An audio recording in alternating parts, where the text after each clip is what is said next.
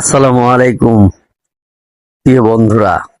এই যে ব্রাজিল ভক্ত যারা তোমরা আছো, আমি তোমাদেরকে বলছি, ব্রাজিল কিন্তু দুর্দান্ত খেলতেছে এবং ব্রাজিলের ভক্ত যারা আছে তারা কিন্তু ট্রফি জেতার চিন্তা ভাবনা করতেছে।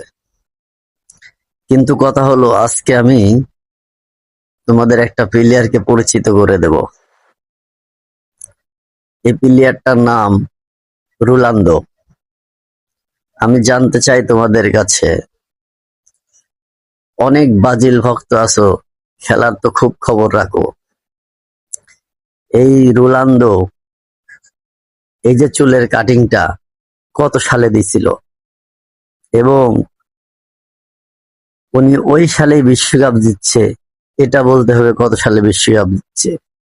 মানে চুলের কাটিং আর বিশ্বকাপ জেতা একই সালের। এই সালটা তোমরা বলতে পারো কিনা দেখবো, তাহলে বুঝবো হ্যাঁ, খেলা একটু খবর রাখো।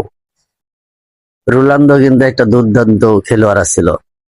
ওই সময় যখন বিশ্বকাপটা জিতে, কিছু তারকা খেলোয়াড় ছিল দেখার মতো। ওই বিশ্বকাপটা আমি দেখছি, দুর্দান্ত খেলে তারা ট্রফি ঘরে নিয়ে যায়।